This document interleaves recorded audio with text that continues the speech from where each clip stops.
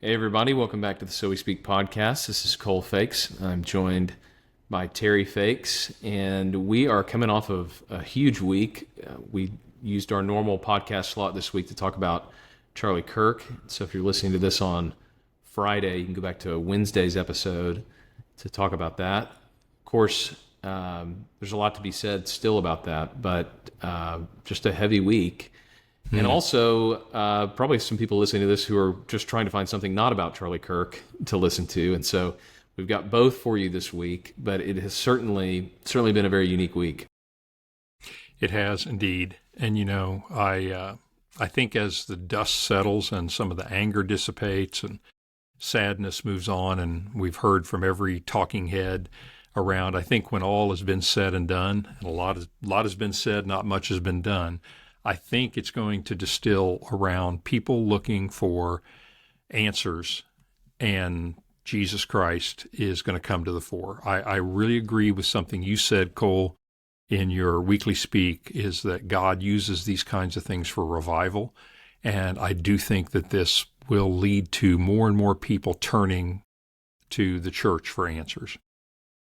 I think so, and I hope so. I've been amazed at how much this has been about his faith, not to the exclusion of his politics, but just it could be purely political. And instead, you can already see God using it to bring conversations about faith. You saw a lot of people posting about churches being packed this weekend. We certainly hope this is one of those moments that God uses a tragedy to bring people to himself. And that would be a wonderful outcome from a terrible situation. Yes.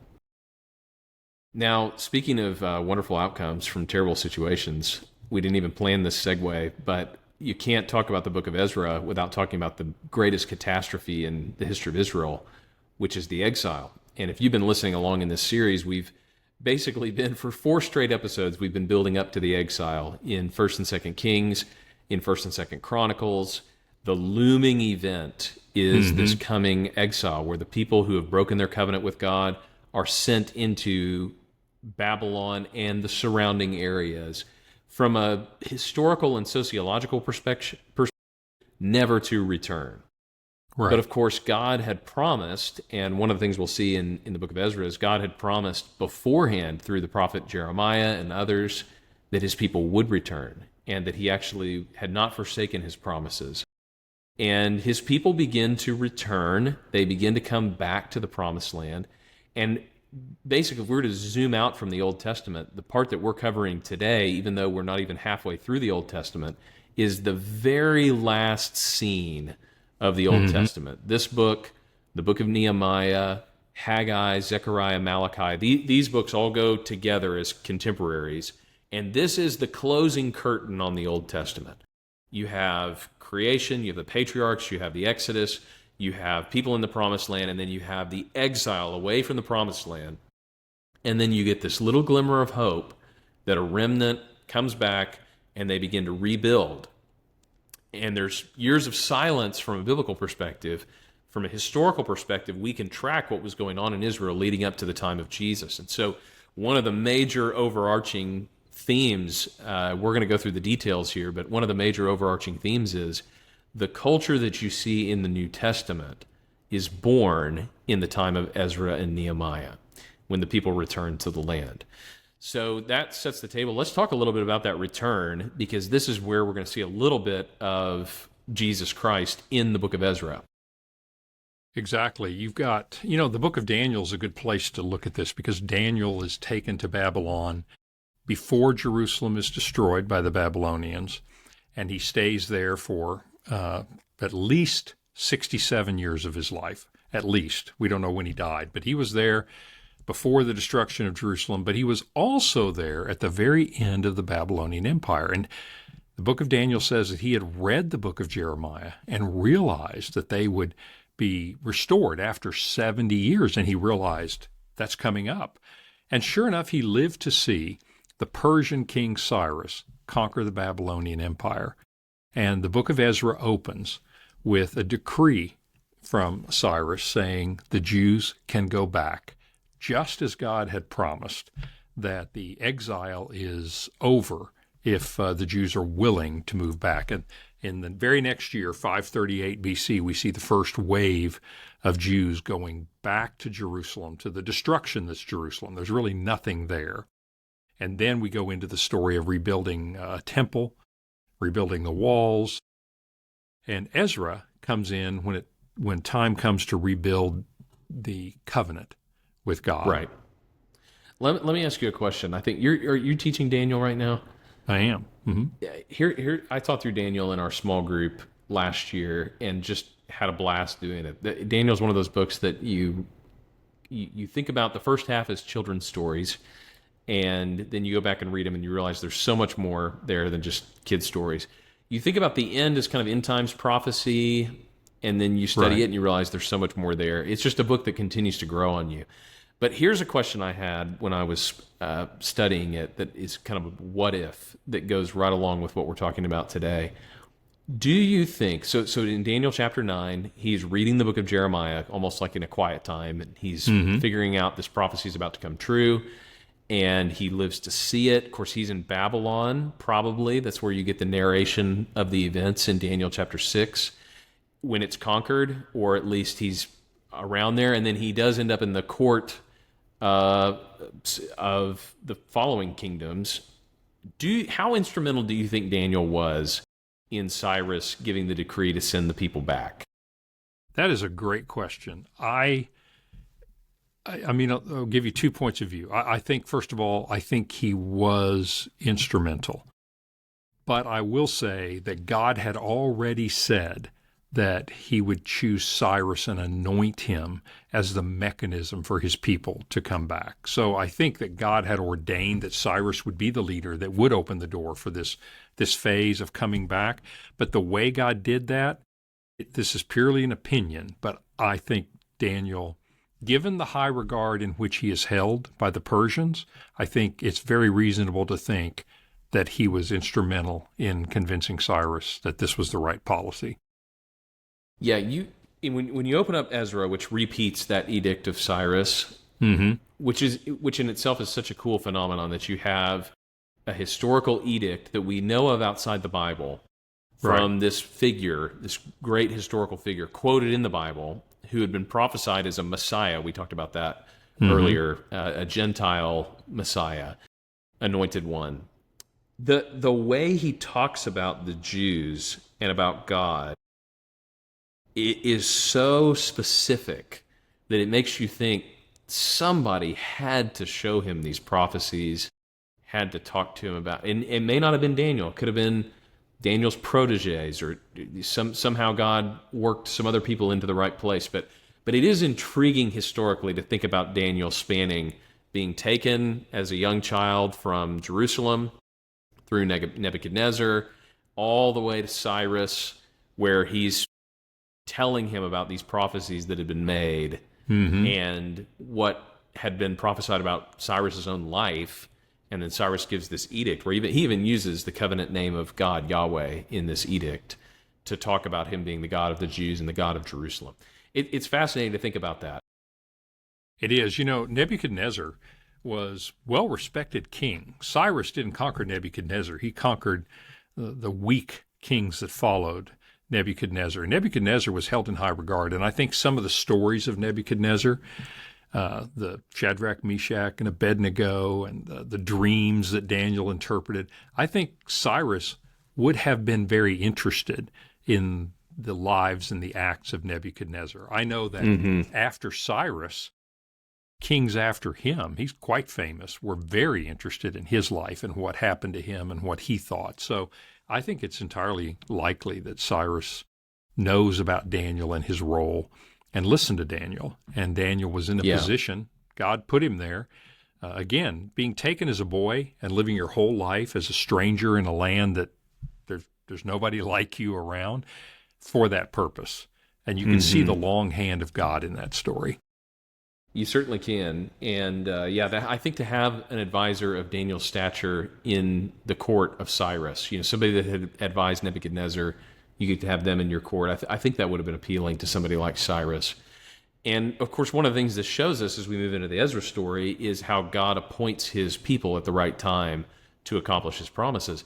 And so if you think about the influence of Daniel, for example, there is a continuation of Daniel, not necessarily in one person, but in two. If you think about the ministry of Ezra and, of course, Nehemiah later on, and then you think of the influence of somebody like Zechariah on the prophetic side of things. The book of Zechariah reads very similarly in certain places to Daniel. And then you have Ezra, who has this spiritual leadership role, and he too is sent by a king to come to Jerusalem. This is another thing that God orchestrates, that this time Artaxerxes, the king of Persia, we find out in chapter 7, personally sent Ezra back to the promised land to teach the people. He comes as a scribe, trained in the law of Moses, to teach the people. And he joins a little band of Israelites who have come back from exile, not very many, depending on how many you think left Israel, it was a huge number, and only about 40,000 come back. That's pretty small.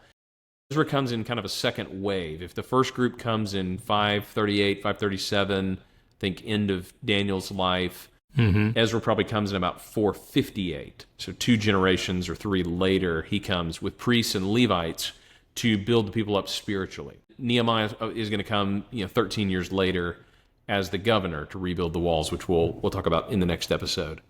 But Ezra comes on the scene to tend to the spiritual condition of the people. And a lot of people think, and I think this as well, that one of the things that Ezra does is he is highly influential in the formation of the canon, the way we have it as our Old Testament by the time of Jesus. That after the exile, of course, you get people talking all about, all these Old Testament books were written in the exile. I don't believe that. Right. But I do believe somebody like Ezra, a scribe, a professionally trained historian of Israel, is somebody who would have gathered up these books that had already been considered scripture in the time when they were coming back and preserved them and taught the people them. And so he's laying the foundation. He's setting the table for the culture that we see in the first century, whether that be the Pharisees. You can actually see in Ezra and Nehemiah kind of where the Pharisees start to emerge from. You can start to see where the ruling sects that we see in Israel, the Sadducees, the temple authorities, and people like that start to come from. The striations of society are starting to take place. And a lot of this is due to how the returning group is organized. Ezra plays a large role, and so does Nehemiah. But what Ezra is mostly concerned about, we see in chapter 7, where it introduces us to Ezra. It says, Ezra, this one that was sent, and it gives his genealogy, he was sent from Babylon, and he was a scribe, skilled in the law of Moses that the Lord, the God of Israel, had given. And the king granted him all that he asked, for the hand of the Lord of his God was on him. And there went up also to Jerusalem in the 7th year of Artaxerxes the king some of the people of Israel, priests, Levites, singers, gatekeepers, temple servants. And Ezra came in the 5th month in the 7th year of the king. And then in chapter 7, verse 10, it says, for Ezra had set his heart to study the law of God, to do it, and to teach his statutes and rules in Israel. This is very reminiscent of the way that Jesus is described. He is someone who has set his heart on the law of the Lord. He is the perfect embodiment of somebody who follows the law. He does it perfectly, and he teaches it. He comes for the lost sheep of Israel to restore them to God. And I think when you think about Ezra as a model for Jesus, which he is not nearly as prominent a model as somebody like David or Moses that we've talked about, or even Solomon, but think about how much teaching Jesus does.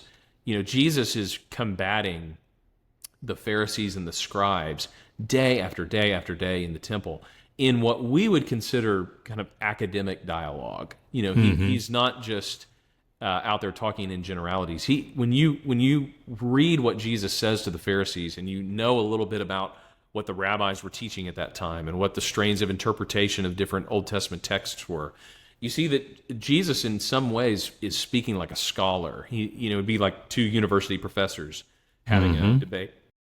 And in this way, Ezra is such a great type for Jesus. He is a scribe. He's got all the IQ, he's got all the degrees, he's got all of that, but he has a heart that is devoted to God, and he wants to bring people back into relationship with God. And so you see the climax of the book of Ezra and Nehemiah is actually the same event, where the people restore their covenant relationship with God. And so Ezra is one of those people that brings them to a point of recommitting, recovenanting with God. And of course, Jesus is someone who's going to bring about the new covenant with God. And so there's some similarities here at the very beginning of what we learn about Ezra that point us to Jesus' role. And it's a role that we don't always think about for Jesus. He was not a professional scribe by training, but he certainly had these great qualities of a scribe that Ezra also had. Yeah, I agree completely. We tend to think about Jesus' sacrificial love, which is true and great, but we sometimes underrate Jesus as the scholar and the one who knows the law. You think about the time of Ezra, the people are coming back after the exile, and it's sort of like coming back to the scene of a crime you committed. It's like you feel a little nervous. Think about it. They were God's chosen people. They drifted away. God warned them for more than a century to repent. They didn't. And then God's judgment happened. And so now here they come back, and it's like, wow, what's our relationship? Has he done with us? Will he take us back? Ezra helped redefine that and renew that covenant by reminding them that your covenant has always been about the Torah. It's always been about the Word of God and your covenantal relationship with him. So, he's as a priest, he's instituting the temple worship. He brings them back. They celebrate the Passover. They get back into that covenantal relationship. And I think that's really astute what you said, that this sets the stage. I know we're 450 years before the time of Christ, but this is exactly what's happening at the time of Christ. For 450 years, they've been trying to maintain that covenant. And then Jesus comes and fulfills it and said, this is the ultimate promise, and brings a covenant of the heart to them. But I think Ezra and Jesus are both performing some of the same functions, and that is defining the covenant relationship and calling people back to the covenant relationship. Yeah, that's right. And they're doing it along the same covenant promises. So one of the things that becomes obvious in Ezra chapter 7 on through the end of the book is how cognizant Ezra is, and certainly whoever puts all the text of Ezra and Nehemiah together, because we'll talk about in the next episode, these are one book in the Hebrew Bible. Whoever oversees this after Ezra has died and takes what he's written and his reflections and puts them together, they were all very cognizant of the prophecies in Jeremiah chapter 31 about what would happen when God restores his people. And this is another area where we see Jesus pretty clearly. When you go to Jeremiah 31, this is the chapter that opens with the "I have loved you with an everlasting love, and therefore I have continued my faithfulness to you." And then at the end of the chapter, at least starting in verse 31, you get these very specific promises about what's going to happen when God restores his people. And so, "Behold, the days are coming, declares the Lord, when I will make a new covenant with the house of Israel and the house of Judah, not like the covenant I made with their fathers on the day when I took them by the hand to bring them out of the land of Egypt, my covenant that they broke, though I was their husband, declares the Lord. For this is the covenant I will make with the house of Israel after those days. I will put my law within them, and I will write it on their hearts, and I will be their God, and they will be my people. And no longer shall each one teach his neighbor and each his brother, saying, Know the Lord, for they shall all know me, from the least of them to the greatest, declares the Lord. For I will forgive their iniquity, and I will remember their sin no more." Even in this paragraph, you see so much of what Ezra devoted his life to. He did want to teach the law of the Lord so that everyone would know it. He did proclaim that God had remembered his promise with them. He had forgiven them. He did bring them back to the land. There's a lot of this that's fulfilled in the book of Ezra. However, there's a lot of this that is not fulfilled in the book of Ezra. It's only a partial fulfillment. So you don't have some of the things here. I will put my law within them and write it on their hearts. That actually happens when the Holy Spirit comes into people's hearts, which happens in the New Testament. I will forgive their iniquity and remember their sin no more. That happens partially in Ezra's time when they consecrate themselves. They start to celebrate the feasts again in Nehemiah. But it happens fully when Jesus comes and gives his life for forgiveness once and for all. So you can see a theme that we've talked about many times: partial fulfillment in the immediate future, Right. and total fulfillment in the eschatological future, in the Exactly. end times future. And so Ezra plays this interesting role, not only as a scribe, but as a fulfillment of God's prophecy. He's able to declare to the people, God is bringing his promises to pass in your lifetime. You're experiencing it. And yet, pointing to the future of, there will be a final fulfillment that we're still waiting for, that's going to be even bigger and more perfect than what we've experienced. He's one of those hinge figures that Right. sees the immediate fulfillment, but also helps people to see that there's still some fulfillment to come. Exactly. I think just as when we talked about David and God's promise to David, we saw that Solomon was a partial fulfillment of that, a seed of David on the throne and prosperity to follow, but not the full fulfillment. Mm-hmm. And with Ezra, we see the renewal of the covenant. It happens with Ezra, but the full renewal will happen with Jesus. And you're right. Ezra is another figure that points to Jesus by partially fulfilling what God ultimately intends to do. Right. You know, as you wrap up the chronology of the Old Testament in these two books, you are just left wanting more. This is one of the ways that you read the Old Testament, you know you're getting it right, is you kind of wonder, like the prophet Haggai does, is this it? You know, the temple before this was so grand, and the glory of God was so present, and it just seems like it's not quite what it should be. And whether you're in the book of Ezra, or you're in the book of Jeremiah, or you're in the book of Malachi, that's one of the reasons you know you're getting things right in the Old Testament, because what's happening now is significant, it's important, and what God's doing is real in the lives of his people. But he's constantly pointing forward for something yet to come. And we will pick up that theme as we move into the book of Nehemiah next time on the So We Speak podcast.